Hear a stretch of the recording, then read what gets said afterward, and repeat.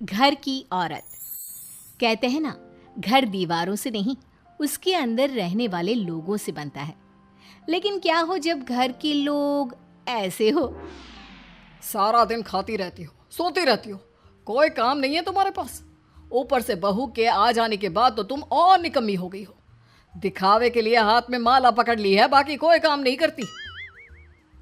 अरे कैसी बात कर रहे हैं? अब तो बहू आ गई है, अब तो मेरी बेइज्जती करना बंद कर दीजिए। जैसे तैसे मेरी तो जिंदगी कट गई गालियां खा खा कर। अरे उस बेचारी को तो छोड़ दीजिए। तभी बेटे के जोर जोर से चिल्लाने की आवाज आती है। कहा था ना तुमसे रिजाइन कर दो, क्यों नहीं किया? और ये पर्स लटका कर कहाँ निकली? चलो कमरे में, काम करो घर का। बहू बेटे की लड़ाई सुनकर सास ससुर बाहर आ जाते हैं। सामने खड़ी होती है नई नवेली बहू रीमा। देख लीजिए माँ जी, शादी से पहले तो मेरे माँ पापा के सामने कहा था कि शादी के बाद नौकरी करने देंगे, लेकिन अब क्या कह रहे हैं? तो तुम माँ जी को क्यों बोल रही है बहू? तब उसका मन रहा होगा, अब नहीं है। पर पिताजी, उसके मन से मेरा करियर तो नहीं चल सकता ना। ससुर को बहू की बात पर गुस्सा आ जाता है। वो बेटी की तरफ देखता है। पापा से जबान लड़ाती है, रुक। ये बोलकर वो पत्नी को खींचकर कमरे में ले जाता है और बंद कर देता है। ये सब देखकर सास दुखी हो जाती है। पति के जाने के बाद सास बेटे से कहती है, देख बेटा, अब जमाना कुछ और है। तेरे पिता ने घर में औरतों की कद्र नहीं की, लेकिन तू ऐसा ना बन। शहर की समझदार पढ़ी लिखी लड़की से शादी की है तूने, उसका ख्याल रखा कर, तमीज से पेश आया कर। जा, बहू को कमरे से बाहर ले आ। लेकिन बेटा नहीं मानता और बहू कमरे में सारा दिन बंद रहती है। शाम को बेटा बाहर जाता है कि सास चाय और बिस्कुट लेकर बहू के कमरे में जाती है। बहू बेटा ये ले, चाय पी ले। रो रो कर कैसी शक्ल बना ली है बेटा। माँ जी, ये कैसे लोग हैं? आप कैसे मैनेज कर रही हैं? ऐसे थोड़ी ना होता है माँ जी। घर की औरतों को तो पिताजी और ये इंसान समझते ही नहीं। क्या करूं बेटा, मैंने तो जैसे तैसे सह लिया, लेकिन तू ना सहना। दोनों बात कर ही रहे थे कि ससुर आ जाते हैं। अच्छा, तो अब बहू को भड़का रही हो? बहुत दिन हो गए मार खाए, अब क्या बहू के सामने खाओगे? जाओ यहाँ से, और जरूरत नहीं है ज्यादा इस लड़की को सर पर चढ़ाने की, समझी? बहू को ससुर की बात पर गुस्सा आ जाता है, लेकिन वो कुछ नहीं कहती। आए दिन बहू देखती है कि कैसे उसकी सास और उसके साथ उसका ससुर और पति गंदा व्यवहार करते हैं। फिर एक दिन, ये क्या बनाया है? खाना बनाना नहीं आता क्या? ये बोलकर वो खाने की भरी सारी थाली फेंक देता है। अरे बेटा कोई बात नहीं, शांत हो जा, मैं अभी बाहर से कुछ मंगवा देता हूँ। हाँ पापा, ऑर्डर करिए। ऐसे खाने से तो पेट भरने से रहा। वैसे खाना तुमको बनाना आता नहीं और बाहर जाकर नौकरी करना चाहती हो। अरे तुम जैसे को तो पूछते भी नहीं है बाहर। बहू को पति की बात पर गुस्सा आता है, तभी सास बोल पड़ती है। तेरे से ज्यादा पढ़ी लिखी है, वो तो तूने इसे कहा था कि तू नौकरी करने देगा तो तुझसे शादी कर ली, वरना ना ही करवाते इसके माँ बाप तुझसे शादी इसकी। और कमाती भी ये तेरे जितना ही है बेटा। बहू हैरान रह जाती है कि जो सास खुद के लिए एक बार भी खड़ी नहीं हुई, वो उसके लिए बेटे को भी भला बुरा सुना रही है। उसकी नज़र में सास की इज्जत और बढ़ जाती है। वो सास को देखकर ये सब सोच ही रही थी कि उसके कान में एक जोर से चांटे की आवाज आती है।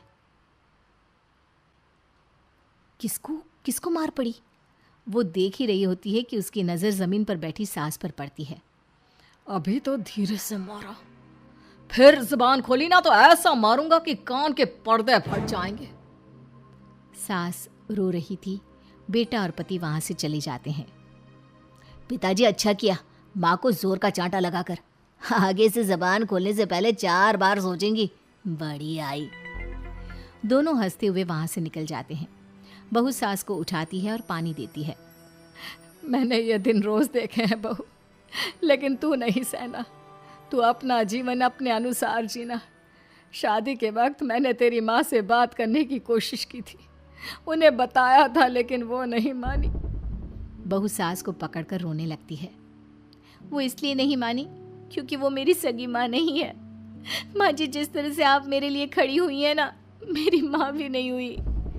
बेटा मैं तेरा भला चाहती हूँ, तू नौकरी इस घर में रहकर तो नहीं कर पाएगी, एक काम कर, इस घर से चली जा, पैसे कमा और खुश रह। माँ जी, हो सकता है कल तक मैं आपके इस फैसले को मान जाती, लेकिन आज नहीं। माँ जी, आप यहाँ इस नर्क को झेले और मैं आपको छोड़कर चली जाऊं? नहीं, कभी नहीं। अगले रोज, सुनिए, वो क्या है ना, मुझे कुछ कपड़े और गहनों की ज़रूरत है, तो ज़रा पैसे दीजिए ना। अब आप घर के मर्द हो तो पैसे तो आपसे ही मांगूंगी ना। बुरा तो नहीं लग रहा ना आपको? नहीं नहीं, बुरा क्यों लगेगा, ये लो कार्ड, कर लेना शॉपिंग। अगले रोज, बिजली का बिल आया है 10,000 का, भर दीजिएगा। इतना बिल कैसे आ गया? बेटा वो क्या है ना, सारा दिन बहू घर में रहती है तो कमरे में एसी और टीवी चलता रहता है। अब कम से कम बाहर जाए तो 4 पैसे कमा कर लाए। लेकिन हम लोगों को थोड़ी ना औरत की कमाई खानी है, वो तो मर्द ही करता है ना। पति पर्स देखता है और फिर हाँ माँ, ठीक बोल रही हो। खैर चलता हूँ, ऑफिस का वक्त हो गया है। पति ऑफिस से पिता को फोन करता है। पापा, घर के खर्चे तो बढ़ते ही जा रहे हैं, ऊपर से महंगाई आप देख रहे हैं। मैं सोच रहा हूँ क्यों ना मीना को नौकरी के लिए हाँ कर दूँ, 4 पैसे ही लाएगी ना घर में। वो तो तू ठीक बोल रहा है, लेकिन ये औरत की जात, कल को 4 पैसे कमाने लगे तो यह नहीं कि सर पर चढ़कर नाचे। हाँ पिताजी, बात तो सही है। वो तो आप हैं जो माँ को मुट्ठी में रखा है, वरना मेरी वाली तो। खैर, सोचते इस बारे में। शाम को पूरा परिवार साथ बैठा होता है। वो कल पनीर की सब्जी बनानी है तो थोड़े पैसे देकर जाना। और हाँ, कीर्तन भी रखा है संडे को, उसके लिए सामान की लिस्ट बना दी है, ले आना। पापा को दे दो, वो ले आएंगे। अरे पापा कहाँ से ले आएंगे, मेरे पास नहीं है पैसे वैसे। लो, पैसे ही नहीं है? मेरे पापा की जेब तो हमेशा नोटों से भरी रहती है। बेटा, लक्ष्मी को जो पूजता है ना, उसके पास लक्ष्मी रहती है। जो घर की औरतों को मारे पीटे, वो भला कैसे लक्ष्मी का लाभ ले सकता है? वाह वाह, क्या बात है, तो जबान खुल रही है तुम्हारी। लगता है भूल गई पुरानी मार और डांट, क्या? हाँ माँ जी, शांत हो जाइए। मैं नहीं देख सकती आपको मार खाता, और फिर हो सकता है कि मैं आपको बचाने आऊँ तो ये भी मुझे मारे। ठीक है बहू, मैं कुछ नहीं कहती, तू ये लिस्ट बस दे दे, मैं चलिए आराम करने। फिर अगले रोज, सुनिए जी, वो मायके जाना है। वो क्या है ना, शादी के बाद से गई नहीं, तो ट्रेन की टिकट बुक करवा देना। तो मैं भी तो साथ जाऊंगा ना तुम्हारे। तो ठीक है, फिर फ्लाइट की ही टिकट करवा दीजिए। वो क्या है ना, अच्छा थोड़ी ना लगता है आप पहली बार मेरे साथ जा रहे हो और हम ट्रेन से चले, ठीक है ना? पति ऑफिस जाता है, जहाँ उसका दोस्त कहता है, अरे क्या हो गया यार, परेशान सा दिख रहा है। तेरी तो नई नई शादी हुई है, भाभी परेशान कर रही है क्या? अरे नहीं यार, तू तो जानता है थोड़ी सी कमाई में घर चलाना मुश्किल हो रहा है। तू कैसे मैनेज करता है यार? कैसे क्या यार, तू जानता है ना मेरी बीवी रिया को, वो टीचर है, फिर घर में ट्यूशन करती है, साथ में बच्चे भी पढ़ लेते हैं। यार, घर नाम की गाड़ी दोनों पहियों के साथ चलने से ही चलती है। वो भी कमाती है और मैं भी, और चल रहा है घर बस। पति को दोस्त की बात समझ में आती है, लेकिन पिता का ज्ञान कैसे भूल सकता था?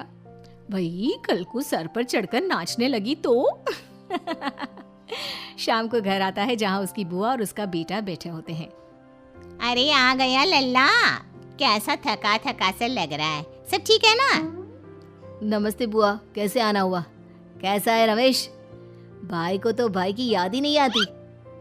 अरे नहीं भैया, याद नहीं आती तो यहाँ कैसे आता। ये लीजिए मेरी शादी का कार्ड, जरूर आना।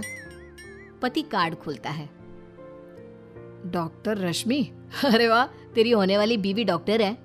और क्या भैया, आपकी बीवी इंजीनियर तो मेरी डॉक्टर। तभी वहाँ सास आ जाती है। अरे जब घर में ही बिठाना है बेचारी को, तो काहे का इंजीनियर है, तो काम वाली ही, घर का काम करती है और आराम। इतनी पढ़ी लिखी लड़की को घर पर क्यों बिठा रखा है? अरे बहू कहीं झोला चाप डिग्री तो नहीं लेकर आई है? पत्नी की बुराई सुनकर पति को गुस्सा आता है। नहीं बुआ, यूनिवर्सिटी टॉपर है मेरी मीना, और हाँ, बड़ी कंपनी में काम भी करती है। बस शादी के बाद कुछ महीनों की छुट्टी ली थी, अगले हफ्ते से ऑफिस शुरू हो जाएगा। क्यों मीना? तभी ससुर आ जाते हैं। हाँ, लेकिन फिर घर का काम कैसे होगा? और पैसे कमाने लगेगी तो सर पर। पिता की बात पूरी नहीं हुई कि बेटा, सर पर चढ़ने का हक है उसका पापा। पत्नी है वो मेरी, यानी मेरे घर की रानी। और रानियां तो सर का ताज होती है। क्यों मीना? मीना पति की बात सुनकर शर्मा जाती है। वाह बेटा, तू सही समय में समझ गया कि औरतों की इज्जत करने वाले घर में शांति और लक्ष्मी का वास होता है।